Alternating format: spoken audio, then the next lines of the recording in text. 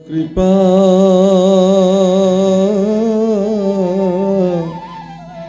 ময় মহেশ্বর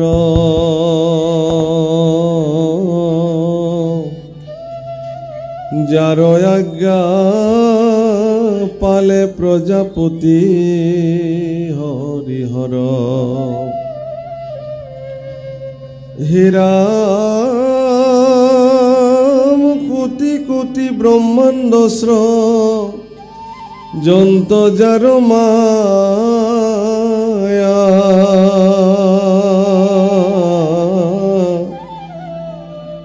জয় সনাতন নিত্য নিরঞ্জন কায়া রাম নমো মধুরিপুম রাম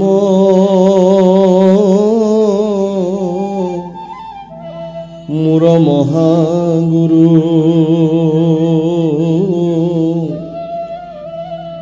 প্রভু ভগবন্ত ভকতর কল্পতরু আর আতি পাতকীয়তরে যাহার স্মরণে করু কৌতি নমস্কার কৃষ্ণর শরণে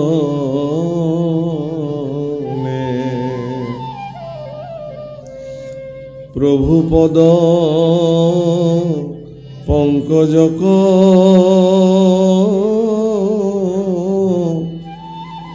ধরি হৃদয়ত যেন মতে বুজুতিকা ভাষ্যর সন্মত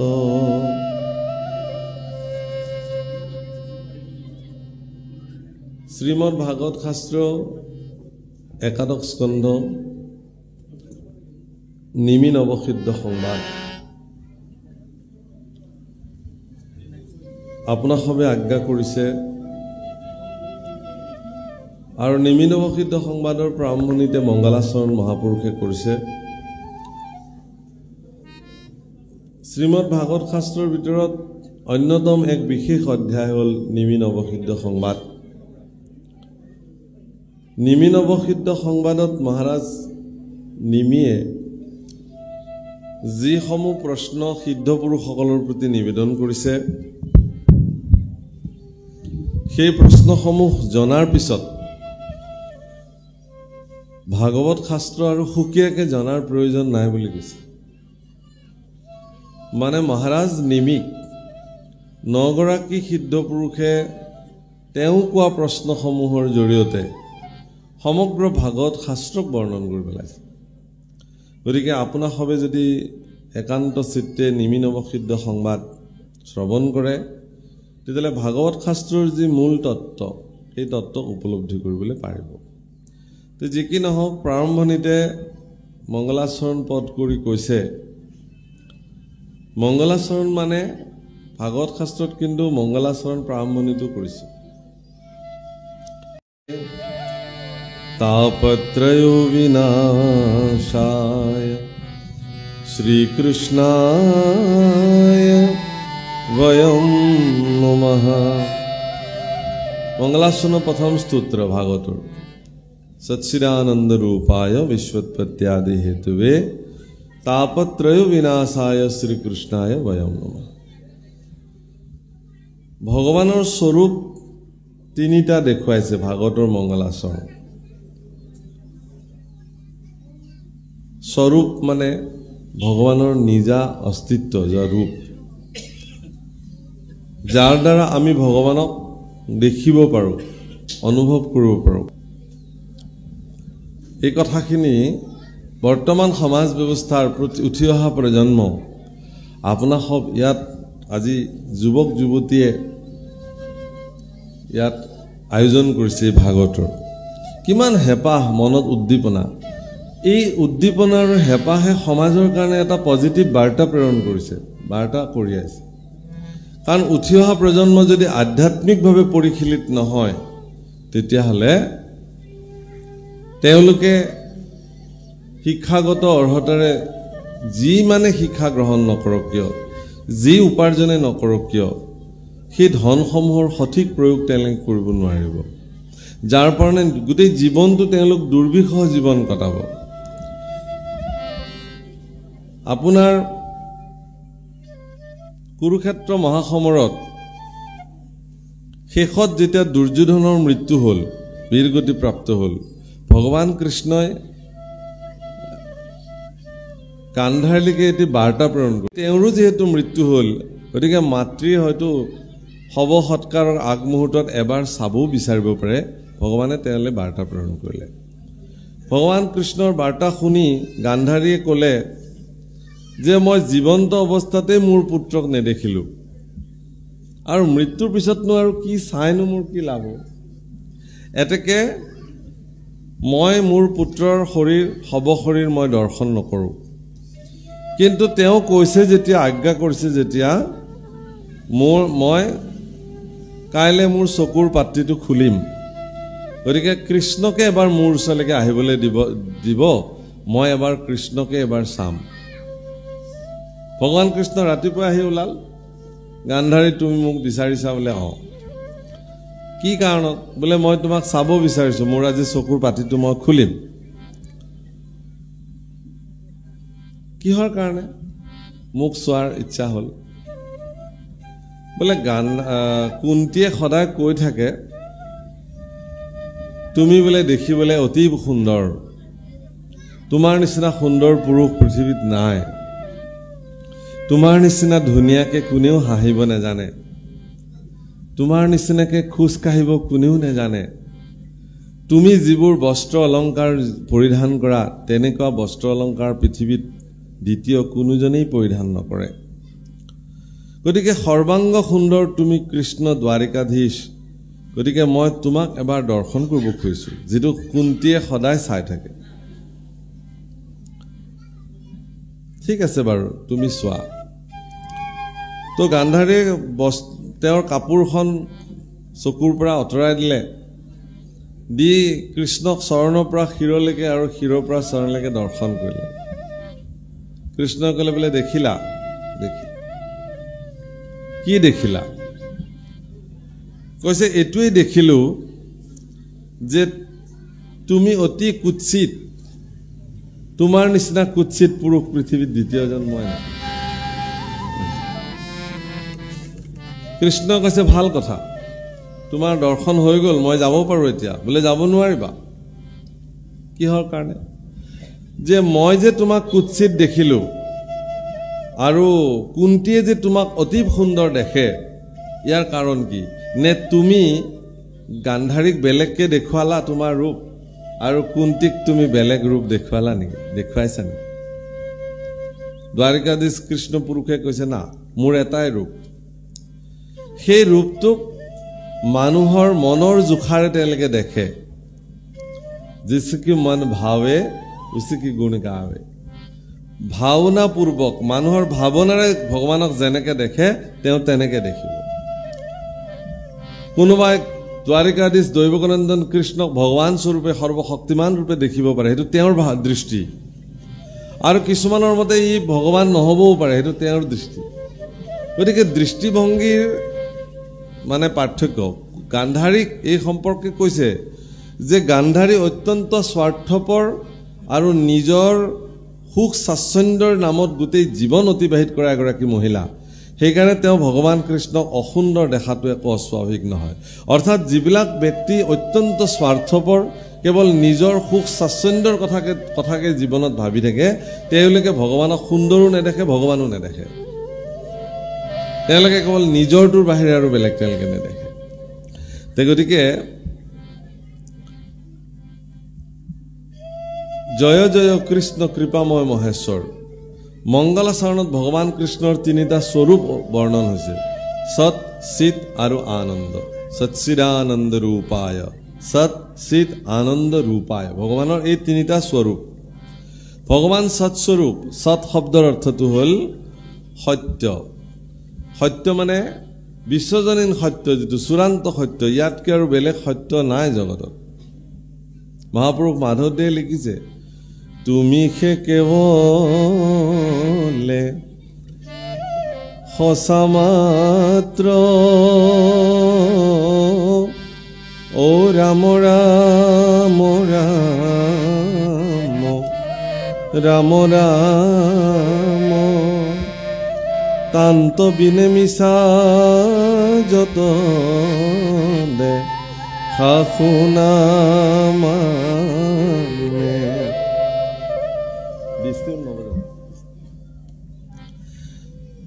হৰিষে কেৱলে সঁচা মাত্ৰ হৰি কেৱল সঁচা বাকী যিমান দেখিছে সকলো মিছা সেইকাৰণে হৰিৰ স্বৰূপটো সৎস্বৰূপ সেইকাৰণে গুৰুসকলৰ প্ৰতি শিষ্যসকলৰ যি নিবেদন আপোনালোকে যদি কোনোবা গুৰুৰ ওচৰত আশ্ৰয় লয় গুৰু সাক্ষাৎ পৰম ব্ৰহ্ম প্ৰভুকল কোনো গুৰুৱে কেতিয়াও কোনো শিষ্যক নকয় যে তুমি মোক সাক্ষাৎ ভগৱান বুলি মানিবা কোনো গুৰুৱে নকয় এইটো গুৰুৰ নিয়ম নহয় কোনো সত্ৰাধিকাৰে আজিলৈকে কোনো শিষ্যক কোৱা নাই যে আজিৰ পৰা তোমাৰ মই প্ৰভু ঈশ্বৰ কোনো সত্ৰাধিকাৰে কৈছে জানো কোৱাত নজিৰ আছে নেকি কোনো সত্ৰাধিকাৰে নকয় যে মোক তোমালোকে আজিৰ পৰা প্ৰভু ঈশ্বৰ বুলি মাতিবা কোনো সত্ৰাধিকাৰে কেতিয়াও কোনো শিষ্যক নকয় যে মই তোমালোকৰ প্ৰভু ঈশ্বৰ বুলি যিহেতু ভাৰতবৰ্ষৰ সনাতনী পৰম্পৰাৰ গুৰুগীতাত সিদ্ধান্ত দিছে গুৰু ব্ৰহ্মা গুৰু বিষ্ণু গুৰুদেৱ মহেশ্বৰ গুৰু সাক্ষাৎ পৰম ব্ৰহ্ম তস্मै শ্ৰী গুৰুৱে নমঃ গুৰু সাক্ষাৎ পৰম ব্ৰহ্ম গুৰুসকলক সাক্ষাৎ পৰম ব্ৰহ্ম বুলি শিষ্যসকলে মানে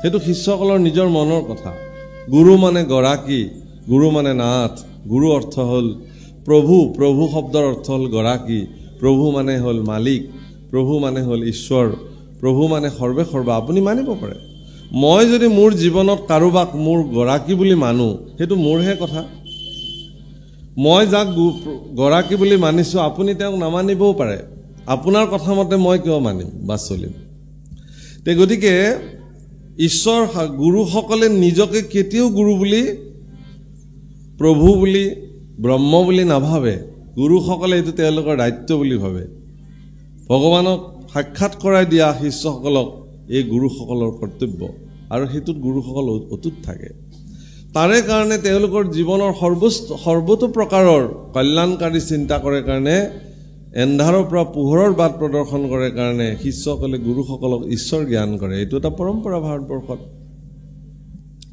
হে প্ৰভুসকল সেইকাৰণে ঈশ্বৰৰ যি স্বৰূপ সৎ সেই সৎ স্বৰূপলৈকে লৈ যাবৰ কাৰণে গুৰুসকলে দায়িত্ব গ্ৰহণ কৰে আৰু শিষ্যসকলে গুৰুসকলক সেই বুলি প্ৰাৰ্থনা কৰে ওম অসতু মা সদগময় মোক অসতৰ পৰা সতলৈ লৈ যোৱা অসত মানে মিছা এই মিছা জগতখনৰ পৰা মোক সঁচা অস্তিত্বলৈকে লৈ যোৱা হে গুৰুদেৱ আৰু সঁচাটো কোন সঁচা ঈশ্বৰ সেইকাৰণে একাদশ স্কন্ধৰ কৃষ্ণ উদ্ধৱ সংবাদত ভগৱান কৃষ্ণই উদ্ধৱৰ আগত কৈছে আমাক চিনাৱে গুৰু কৃপাময় যিজনে মোক দেখুৱাই দিব পাৰে চিনাই দিব পাৰে মোৰ স্বৰূপ উপলব্ধি কৰোৱাব পাৰে তেওঁই গুৰু সেইকাৰণে ঈশ্বৰৰ এটা স্বৰূপ মংগলাচৰণত কৈছে সৎ স্বৰূপ বুলি অৰ্থাৎ তুমিয়েই মাত্ৰ সঁচা বাকী সকলোবোৰ মিছা মিছা মানে অস্থিৰ অবস্তু অপদাৰ্থ ক্ষয় হ'ব এদিন নিশেষ হৈ যাব তুমি কিন্তু নোহোৱা তুমি সৰ্বদা স্থিৰ অচ্যুত সৰ্বদা থাকা তুমি আৰু আনটো হ'ল চিত চিত শব্দটোৰ অৰ্থ হ'ল জ্ঞান ভগৱান জ্ঞান স্বৰূপ এটা জ্ঞান কি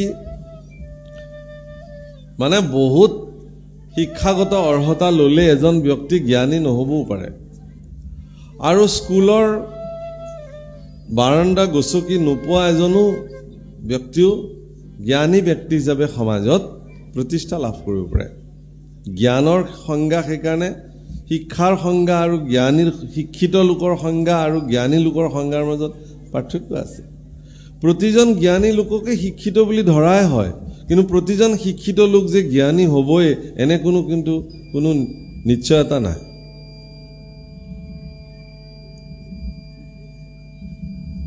কৃষ্ণ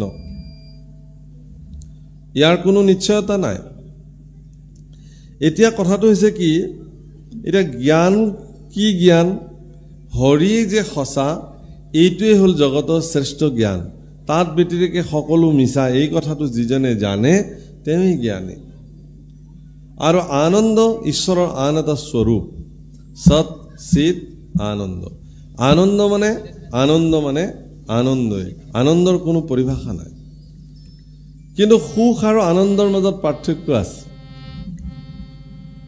সুখ মানে সুখৰ কোনো স্থায়িত্ব নাই সুখ যিদিনাখন আত্যন্তিক সুখলৈ ৰূপান্তৰ হৈ যাব সুখ যিদিনাখন পৰম সুখলৈ ৰূপান্তৰ হৈ যাব তেতিয়া তেওঁক আনন্দ বোলা হয় গতিকে আজি নিমি নৱসিদ্ধ সংবাদত সেইকাৰণে আটাইতকৈ শ্ৰেষ্ঠ আৰু প্ৰথম প্ৰশ্নটোৱে হ'ল আত্যন্তিক সুখ কি যেটো মহাৰাজ নিমিয়ে নৱসিদ্ধৰ আগত প্ৰশ্ন কৰিছে গতিকে কোটি কোটি ব্ৰহ্মাণ্ড যাৰ মায়াৰ দ্বাৰা যিজনে সৃজন কৰিছে সেইজন ঈশ্বৰ পুৰুষক কোটি কোটি প্ৰণাম নিবেদন কৰিছে হে ৰাম আৰ প্ৰভু পদ পঙ্কজক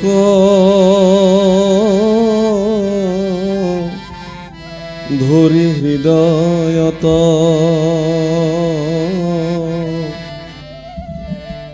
যেনমতে বুজু টিকা ভাষ্যৰ সন্মত হেৰা কৃষ্ণ ৰয়া দেখে আমি ৰস্য দীৰ্ঘ ছন্দে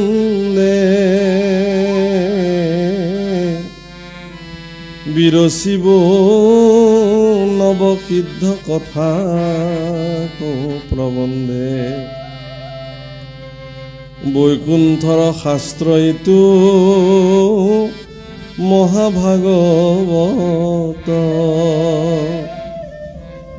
বাইলা পৰীক্ষিতে শুক মুনিৰ মুখত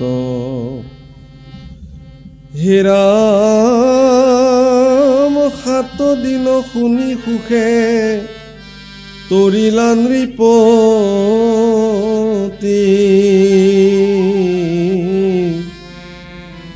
ঘূৰকুলি যুগে আত পৰে নাহি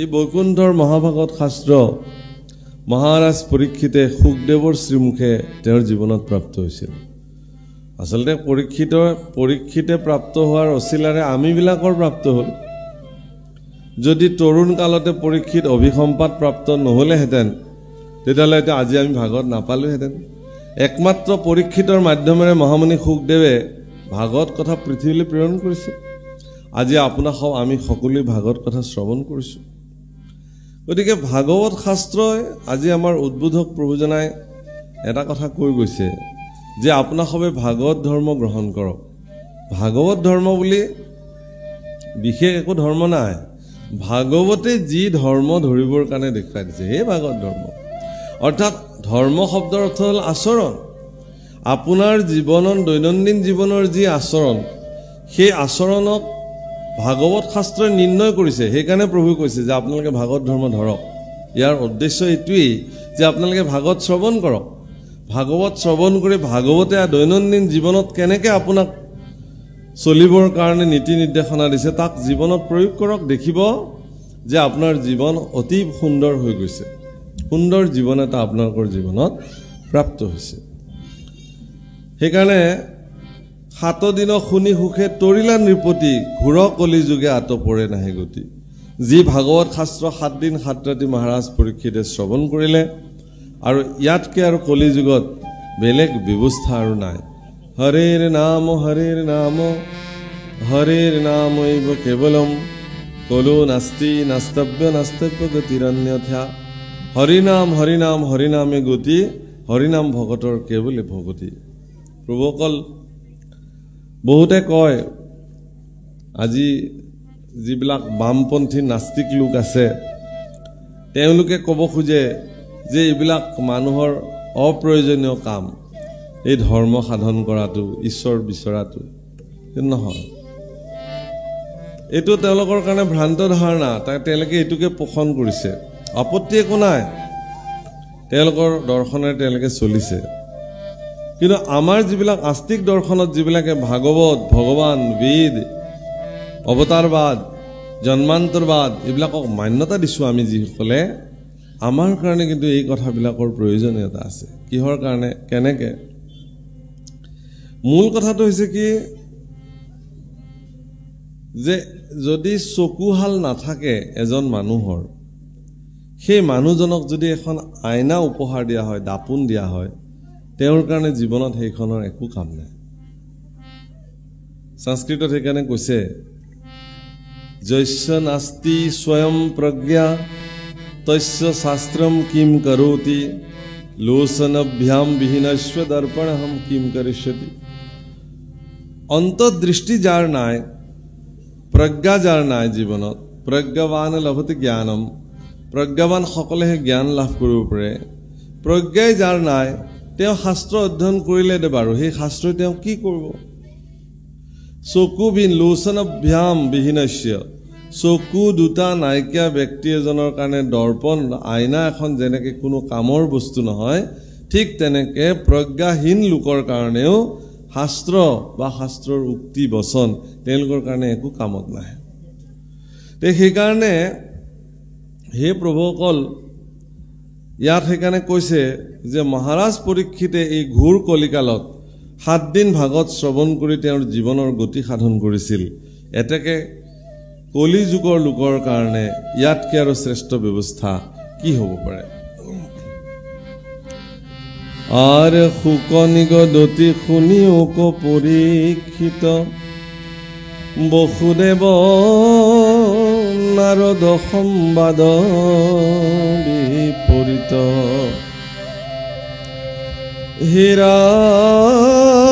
হেৰাম নিমিলব সিদ্ধে যেন ভৈলাই উপাখ্যান।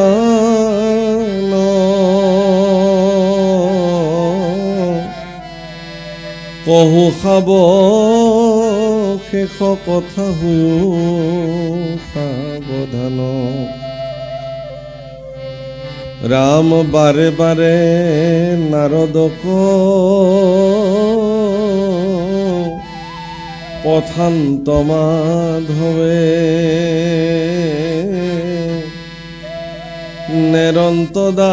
নিৰন্তদাৰকা ঋষি কৃষ্ণ গৌৰৱে। মহামুনি সুখদেৱ পৰীক্ষিত কৈছে, হে মহাৰাজ, মই তোমাক আজি এটি বিশেষ ইতিহাস ক'বলৈ যাম। সেইটো হ'ল বসুদেৱ আৰু নাৰদৰ মাজত যিখিনি সংবাদ হৈছিলে।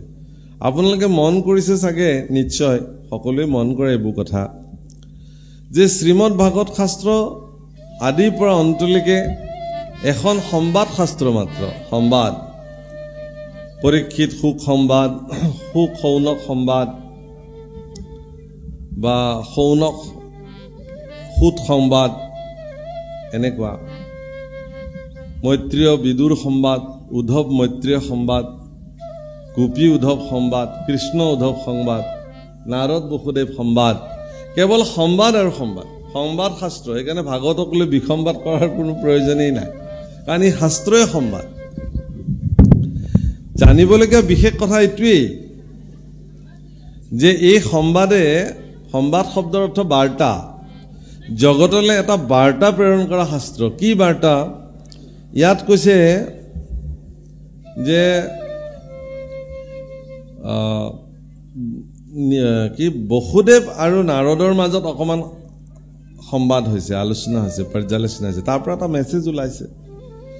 এনেকুৱা প্ৰত্যেকটো সংবাদৰ মাজতে একো একোটা মেছেজ, একো একোটা বাৰ্তা সমাজলৈকে গুচি গৈছে, আৰু সেই বাৰ্তাসমূহে সমাজখনক একত্ৰিত কৰি ৰাখিবৰ কাৰণে সুবিধা হৈছে। মানুহৰ জীৱনক উত্তৰণ ঘটাবৰ কাৰণে তেওঁলোকে প্ৰেৰণা পাইছে। সেইকাৰণে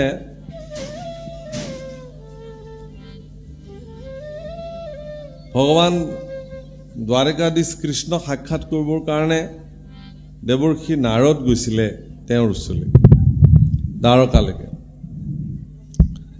দেৱৰ্ষি নাৰদে দ্বাৰিকাৰ যি সমৃদ্ধি দেখিলে, সেই সমৃদ্ধি দেখি তেওঁ নাৰদে সিদ্ধান্ত ল'লে যে তেওঁ আৰু কৃষ্ণক এৰি পেলাই এই স্থানৰ পৰা আৰু কলৈকো নাযায়। কিন্তু ভগৱান কৃষ্ণই দেৱৰ্ষি নাৰদক বাৰে বাৰে ক'লে বোলে তুমি ইয়াৰ পৰা যোৱা, ইয়াত নাথাকিবা, ইয়াত আৰু তুমি থাকিব নালাগে। মূল কাৰণটো কি যে নাৰদৰ নিচিনা ব্যক্তি যদি এঠাইতে বন্দী হৈ থাকে তেতিয়াহ'লে কৃষ্ণৰ গুণ কোনে গাব? সেইকাৰণে যিবিলাক কৃষ্ণ গুণ গোৱা মানুহ তেওঁলোকে এঠাইতে ভগৱানে তেওঁলোকক নাৰাখে, তেওঁলোক ভ্ৰাম্যমান হৈ গোটেইখন ঘূৰি ফুৰে। কিহৰ কাৰণে? যে তেওঁলোক যদি এঠাইতে বন্দী হৈ যায়। এবাৰ সেইকাৰণে গুৰুজনাই এবাৰ নাৱেৰে গৈ আছিলে, ভক্তসকলক সুধিছে বোলে এইখন কি গাঁও? নৈ পাৰৰ পৰা সুধিছে বোলে এই গাঁওখন একদম মানুহবিলাক অসুৰ দানৱৰ নিচিনা মানুহ, বৰ অসৎ মানুহৰ গাঁও। গুৰুজনে আশীৰ্বাদ দিলে যে ইয়াতে কুশলে মংগলে তোমালোক থাকা। আৰু কিছু দূৰ যোৱাৰ পিছত আৰু এখন গাঁও দেখিলে, বোলে এইখন অত্যন্ত সৎ জ্ঞানী, এই গাঁওখনৰ প্ৰতিজন মানুহে শিক্ষিত জ্ঞানী পৰম সদাচাৰী। তেতিয়া গুৰুজনাই ক'লে যে এইখন গাঁও উচন হৈ যাওক বুলি ক'লে, এইখন ভাগি ছিগি যাব লাগে এইখন গাঁও। তেতিয়া ভক্তসকলে সুধিছিলে যে হে গুৰুদেৱ, সেই যিখন দুষ্ট দৈত্যৰ গাঁও সেইখনক আপুনি ভালে থাকিবলৈ ক'লে, আৰু সজ্জনসকল নিবাস কৰা জ্ঞানীসকল নিবাস কৰা গাঁওখনক আপুনি ভাঙি ছিগি যাবলৈ ক'লে। গুৰুজনাই খুব হাঁহি কিনে কৈছে যে সেই দুৰ্জনবিলাক তেওঁলোক ভালে কুশলে তাতেই থাকক, তাৰ পৰা বেলেগলৈ যাব নালাগে। কিন্তু এই গাঁওখনত যেতিয়া কিবা কথাত ভাগি ছিগি যাব, ইয়াৰ মানুহ দশো দিশে গুচি যাব, অ'ত ত'ত গৈ বিচাৰি খুচাৰি অঙহী বঙহী য'ত আছে সেই গাঁওবিলাকত গৈ এঘৰ দুঘৰকৈ বসতি ল'ব।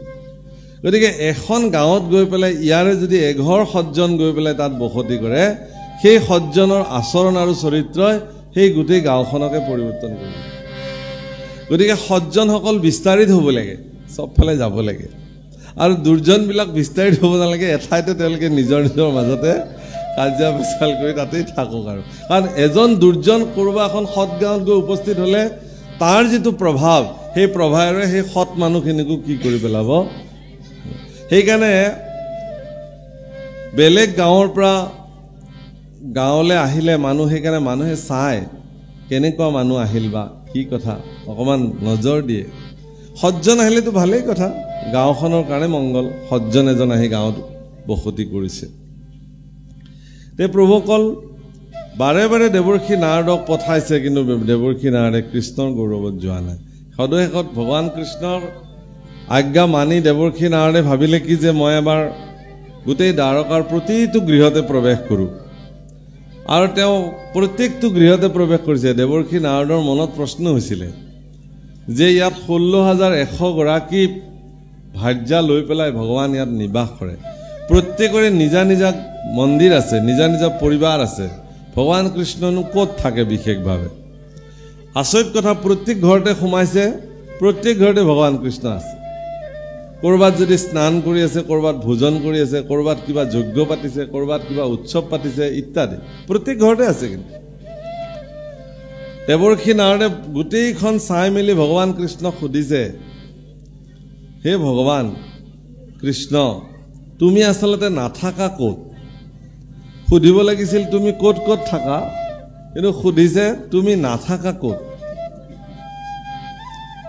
মহাপুৰুষে লিখিছে, ভাগৱতত খুব ধুনীয়া নাৰদৰ কৃষ্ণ দৰ্শনৰ অধ্যায় লিখিছে, নাহম তিষ্ঠামি বৈকুণ্ঠে। ভগৱানৰ উত্তৰ, ভগৱানেও আকৌ বেলেগকৈ উত্তৰটো দিছে, জানিছে যে দেৱৰ্ষি নাৰদে তেওঁক পৰীক্ষা কৰিছে।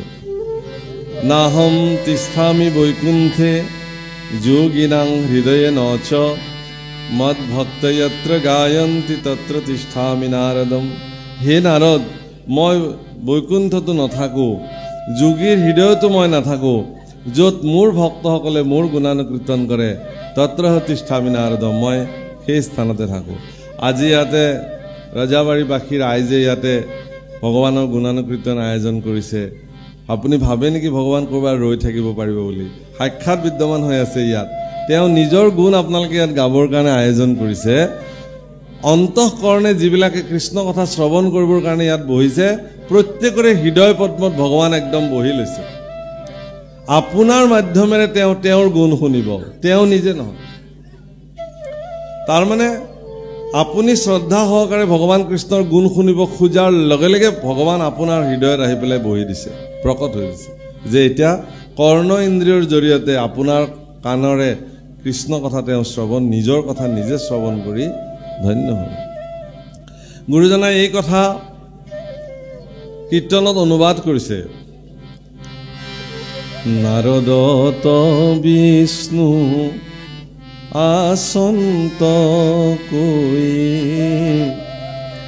বৈকুণ্ঠতো মই নথাকো ৰৈ যোগীৰ হিয়াৰি সমুদায় থাকো ভকতৰ কীৰ্তন চাই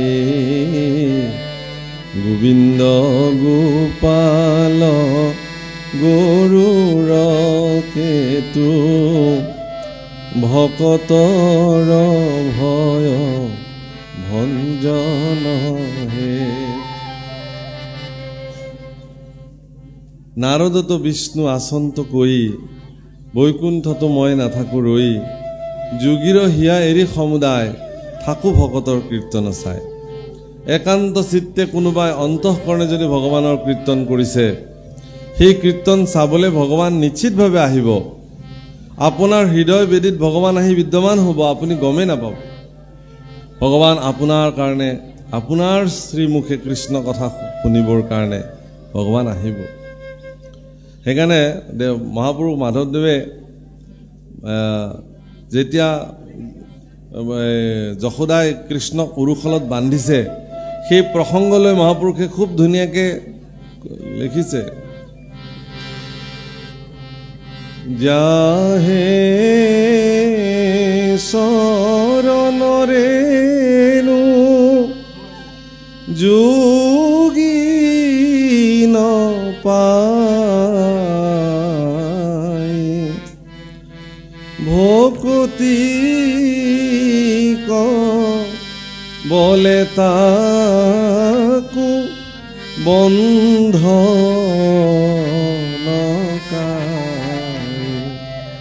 আরে কম্পিতমা ধব নয়ন জুরা যাহে শরণ রেণু যোগী নপায় ভকতিক বলে তাকো বন্ধ নকায় যশোদাই বাৰে বাৰে বান্ধিছে বাৰে বাৰে জড়িয়ে নুকুলায় আকৌ জড়ি আনিছে আকৌ বান্ধিব প্ৰয়াস কৰিছে কপালৰ ঘাম মাটিত পৰিছে খং উঠিছে ভিতৰ ভিতৰে মই ইয়াক বান্ধিব কিয় নোৱাৰো ইমান প্ৰয়াস কৰিছে বান্ধিবলৈ প্ৰয়াস কিন্তু এৰা নাই ভগৱানক বান্ধিবৰ কাৰণে ভকতৰ যি প্ৰয়াস সেই প্ৰয়াস যেতিয়া নিৰৱধি হয় তেতিয়া ভগৱান সেই ভক্তৰ প্ৰতি কৃপাশীল হৈ যায় আহা মোক বান্ধিবৰ কাৰণে ইমান যত্ন ঠিক আছে মই বান্ধ খাওঁ নিজে নিজে হে মা মই নিজে বান্ধি লওঁ লোৱা তুমি নিজে বান্ধি লোৱা কাৰণ ভগৱান কাৰো হাতত বান্ধ নাখায় মায়াই যাক বান্ধিব নোৱাৰে সেইকাৰণে নিজে নিজে বান্ধ খালে ভকতৰ হাতত কতি চাপি উৰুখলে বন্ধ নকায় উৰুখলত বান্ধ খাই ললে তাকে দেখি ব্ৰহ্মাদি দেৱতাসকল কম্পমান হৈ গ'ল আৰে জগদীশ্বৰ পৰম ব্ৰহ্ম ত্ৰিজগতৰ পতি ভগৱান শ্ৰী নাৰায়ণ বৈকুণ্ঠপতি ভগৱান শ্ৰীকৃষ্ণ এজন গোৱালীয়ে বান্ধি পেলালে মানে গোৱালীৰ হাতত বন্দী হৈ গ'ল এতিয়া বিশ্ব ব্ৰহ্মাণ্ড এগৰাকী গোৱালীয়ে চলাব নেকি আমি ব্ৰহ্মা আদি কৰি দেৱতাসকলে সেই গোৱালীৰ মতে চলিম নেকি এতিয়া তেওঁলোকৰ চিন্তা হৈ গ'ল সেই চিন্তা কিন্তু ভগৱানৰ নাই ভগৱানৰ এইটো চিন্তা নাই মোৰ ভকতৰ হাতত মই বান্ধ খাইছো মোৰ তাত ক'বলগীয়া একো নাই হে প্ৰভুসকল ভক্তিৰ মহিমা বিপৰীত যদি আপোনাৰ অন্তৰত ভক্তিৰ নিজৰা সঁচা অৰ্থত প্ৰবাহিত হৈছে তেতিয়াহ'লে ভগৱান আপোনাৰ লগত সমীপতে সৰ্বদা থাকিব। পৃথিৱীত ইমান সাধক পুৰুষ আছে, পৃথিৱীত কোনো সাধকৰ জীৱনত এইটো নজিৰ নাই, ইতিহাসত ক'তো উল্লেখ নাই যে ভগৱানক খেদি খেদি মানে কোবাবৰ কাৰণে খেদি খেদি ফুৰিছে, টানি টানি আনি উৰুখলত যিমান জোৰে পাৰে ইমান জোৰে মেৰাই মেৰাই জৰিৰে বান্ধিছে। এনেকুৱা নজিৰ যশোদাৰ বাহিৰে আৰু কাৰো জীৱনত এই সৌভাগ্য ঘটা নাই। গতিকে ভক্তৰ নিমিত্তে ভগৱানে চব কৰিব পাৰে। অৱশ্যে মহাপুৰুষ মাধৱদেৱে অলপ উৎকৃষ্টভাৱে তাতকৈ ওপৰত অকণমান জটিলভাৱে কথাটো কৈছে। ও একান্ত ভকত সবে